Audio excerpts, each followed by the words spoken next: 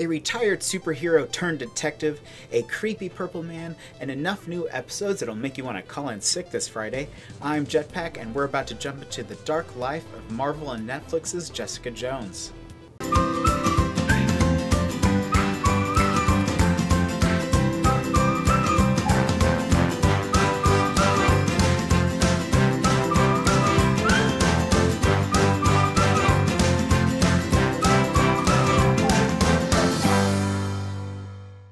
After Netflix's smash hit series Daredevil, if you're jonesing for some more episodic Marvel, then you're in luck. This Friday, November 20th, Netflix is releasing a new series, Jessica Jones. But if you're like most people, you might be asking yourself, who is Jessica Jones?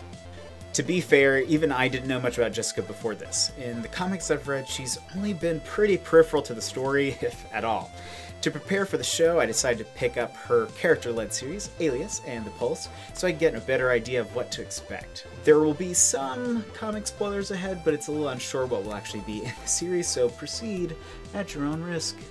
Jessica Jones was created by comics legend Brian Michael Bendis. She first appeared in a series called Alias, no relation to Jennifer Garner, which was the first comic in a Marvel imprint, Marvel Max. Marvel Max is a Marvel publishing division that specializes in rated R content. I read the 28-issue Alias, and there is no doubt in my mind that it's rated R. There's definitely a lot of adult stuff. A lot.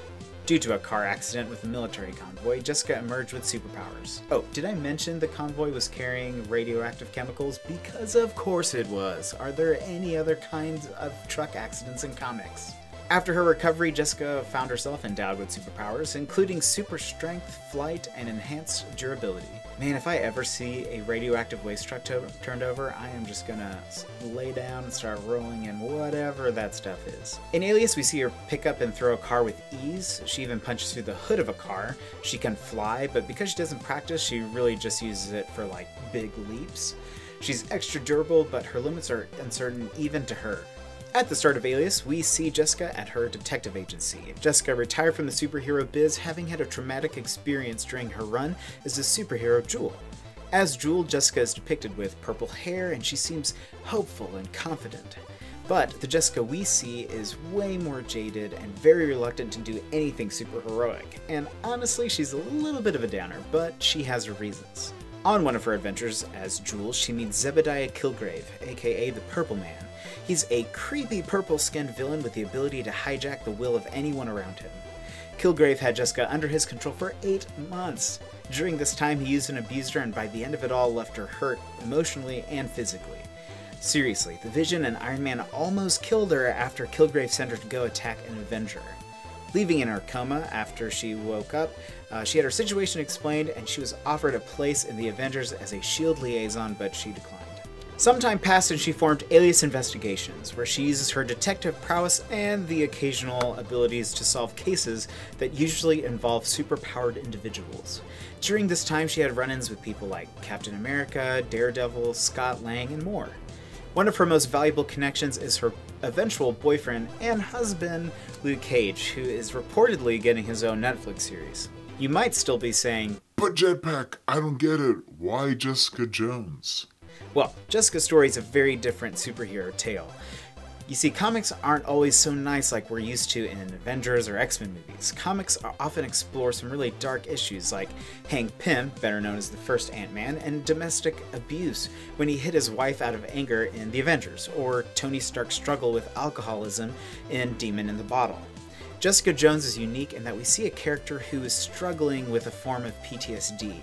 Though she is no longer under the mind control of Killgrave, her life is still shaped by those 8 months. We can see that it still affects her as she turns to different substances to help her cope. And I think it would really serve the show if they really explore that a little bit.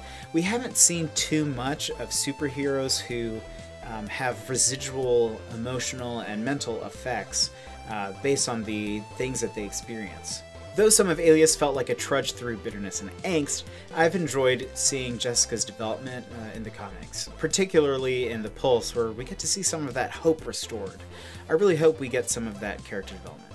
From what we've seen from the trailers, the tone of Jessica Jones is different than Daredevil. Though we can expect the same high-quality storytelling, the trailer shows a more suspenseful tone, like which you might expect from like a thriller movie.